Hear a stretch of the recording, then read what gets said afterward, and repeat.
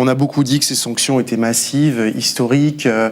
Est-ce que c'est votre avis? Donnez-nous un peu une idée de l'ampleur des sanctions qui ont été décidées ces derniers jours par le monde, en fait, et particulièrement les Occidentaux.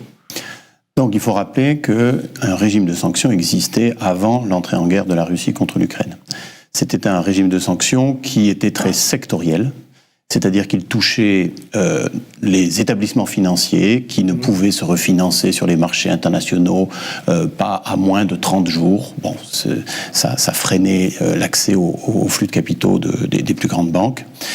Ça touchait également des éléments de technologie, c'est-à-dire qu'il était interdit de transférer des technologies pour l'exploration dans l'Arctique, pour le gaz et pour le pétrole. Et évidemment, il était interdit de transférer des équipements à double usage ou des équipements militaires. Alors, cela, on a dit, ça a servi à rien, ou c'est quelque chose qui a éventuellement été contourné, etc. Bien sûr, hein, mais il y a quand même eu un premier élément. Alors, je ne parle pas des sanctions individuelles qui touchent les individus, puisque celles-ci, elles n'ont pas d'impact macroéconomique, hein, donc j'en parle pas.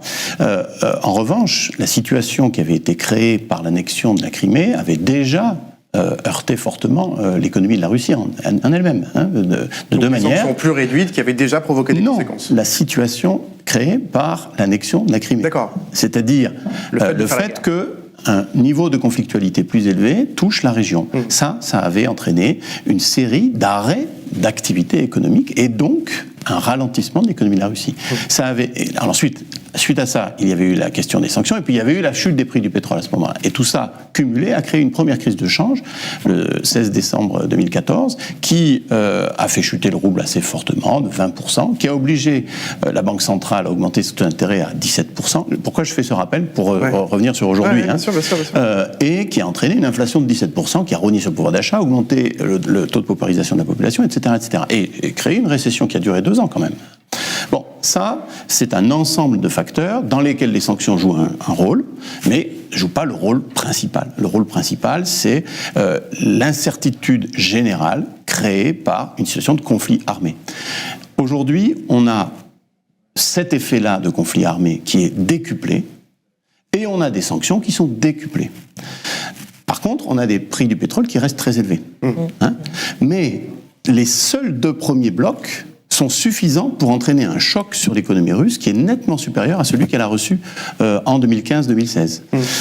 Donc, par exemple, si on s'en tient simplement aux sanctions elles-mêmes, pour revenir sur les sanctions elles-mêmes, il y a eu une extension des sanctions financières de 2014 jusqu'à des refinancements à très court terme. Donc, ça veut dire que les banques commerciales ne peuvent pas accéder au marché de capitaux, même pour une durée relativement courte. Hein. Ensuite, il y a eu ce fameux débranchement de 7 banques russes du système SWIFT, qui est un système qui permet d'authentifier et de sécuriser les transactions. Il existe d'autres systèmes pour pouvoir faire face à cette difficulté, mais on freine considérablement la capacité d'un établissement financier à crédibiliser son opération, c'est-à-dire c'est bien moi qui t'envoie cette somme d'argent, si on ne lui donne pas la possibilité de le faire par des mécanismes que tout le monde utilise. Il va falloir qu'il trouve d'autres mécanismes. Donc ça va forcément créer des difficultés. Et puis qui voudra éventuellement accepter cet ordre de paiement d'une banque qui est sanctionnée, d'accord? Donc il y a les sanctions, celles qui peuvent être contournées comme SWIFT. Et puis il y a un troisième élément qui est, à mon avis, fondamental, c'est le fait qu'une partie significative des réserves de change de la Banque centrale de Russie ait été gelée par les Européens. Ça, c'est très important, parce que ce qui est au sommet de la pyramide du système financier, c'est le prêteur en dernier ressort, c'est-à-dire celui qui prête quand plus personne d'autre prête. Celui-ci, c'est la Banque centrale de Russie. Pourquoi est-ce qu'elle peut le faire? Pas tellement parce que les gens sont attachés au rouble. Non, le rouble a connu beaucoup de crises dans l'histoire. Parce que la Banque centrale de Russie est capable de ramener des devises. Et donc de racheter sa propre monnaie en vendant des dollars ou des euros. Et si on lui empêche de faire ça, si on l'empêche de faire ça, elle ne peut plus jouer à plein ce rôle-là. Et donc ça a un effet extrêmement dévastateur sur le système financier russe. J'ai une petite question pour vous. Le rouble chute et on l'a vu, la Russie, nous dit-on, pourrait être en défaut de paiement. Poutine annonce du coup des mesures de pouvoir d'achat. La Banque centrale de Russie a augmenté ses taux à 20%. C'est assez historique. Est-ce tenable pour la Russie et combien de temps? Je vous pose la question parce que il y a beaucoup de gens qui, dans ce pays y compris, en France, soutiennent ce qui est en train de se passer, en tout cas sur les réseaux sociaux, même dans certains médias. Et par exemple sur Sud Radio, dans l'émission d'André Berkoff, admirateur de Donald Trump, par ailleurs, une soi-disant expert des marchés financiers, nous a expliqué des choses comme ça, qu'on entend pas juste sur Sud Radio, mais aussi beaucoup sur les réseaux sociaux. La Russie peut tenir 2 ans, nous, 2 mois, parce que nous sommes très dépendants d'eux, et eux, beaucoup moins. Que répondre à ça? On entend énormément ce genre d'arguments. D'accord. Alors, d'abord en économie, les dépendances n'existent pas, il n'y a que des interdépendances. Ensuite, et là, il y en a beaucoup en la matière, notamment sur il y en a partout, le gaz, tout le temps, pétrole. Et il y en a partout tout le temps, c'est pas une surprise. C'est la situation de l'économie mondiale. Donc dans ce cas-là, ce qu'il faut regarder, c'est comment on évalue ces interdépendances. Bon, vous avez un premier niveau qui est vraiment un niveau macro, qui est de dire combien pèses-tu, combien je pèse, et on regarde ensemble qui va être le plus dépendant l'un de l'autre.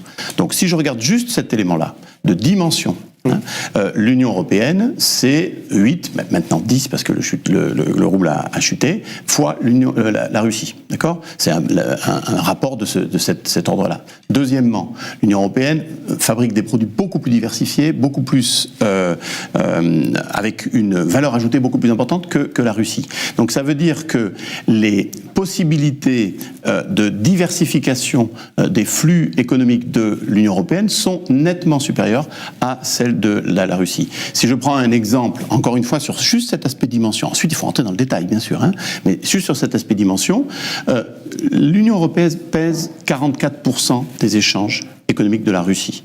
La Russie pèse 5% des échanges économiques de l'Union européenne. Il y a des variations, mais même l'Estonie, c'est 8 à 10% des échanges de l'Estonie. La Russie. Donc ça veut dire quoi? Ça veut dire que l'Estonie s'est énormément réorientée vers l'Union européenne et est beaucoup moins dépendante qu'elle ne l'était dans le passé que de ses relations avec l'Union européenne. Ça, c'est le premier point. Ensuite, évidemment, quand on rentre dans le détail, on est obligé de nuancer ce tableau, parce qu'il y a des matières premières sur lesquelles on n'a aucune possibilité de diversification à court terme, et dont la Russie est notre principal fournisseur. Donc ça, c'est un vrai sujet. Vous parlez de quoi, notamment? Je parle du gaz. Gaz, évidemment. Je parle du gaz. 40% de ce qui vient en Europe vient de Russie. Voilà, 38%, enfin 45% des importations, 38% de la consommation. Ça, c'est très important. Pétrole, 25%. Et le pétrole, c'est beaucoup, mais le pétrole, c'est beaucoup plus internationalisé, il y a beaucoup plus de possibilités de diversification, alors que pour le gaz, on ne sait pas comment remplacer les flux qui viennent de Nord Stream et éventuellement des autres gazoducs qui existent. Pour l'instant, on ne sait pas faire. Bien, maintenant, reprenons l'élément dans l'autre sens. J'ai dit tout à l'heure que la Banque centrale de Russie avait des difficultés à mobiliser des réserves en devises. Il faut bien comprendre qu'aujourd'hui, un certain nombre de possibilités d'exportation de pétrole sont de plus en plus difficiles à trouver pour les entreprises russes. Non pas qu'elles soient sanctionnées, mais que les autres ont peur d'acheter en se disant qu'est-ce qui va se passer si j'achète mon pétrole. Donc il peut y avoir des sanctions des pays dont elles font partie, par exemple bientôt les États-Unis, mais il peut y avoir le simple risque de réputation. Maintenant, regardons Gazprom. Gazprom retire l'essentiel de ses recettes en devises de ses exportations vers l'Union européenne. Si Gazprom n'apporte pas à la Banque centrale les recettes en devises dont la Banque centrale peut encore se saisir, qui va soutenir le système financier russe ? Qui va soutenir la capacité de l'État russe à continuer à exercer ses fonctions ? Donc on parle d'un défaut aujourd'hui sur la dette souveraine. C'est un défaut qui est partiel et qui commence à être organisé. Donc il y a des fragilités majeures dans l'économie russe, c'est ça que vous êtes en train de nous dire, notamment à cause des sanctions et du contexte de la guerre, mais notamment à cause des sanctions.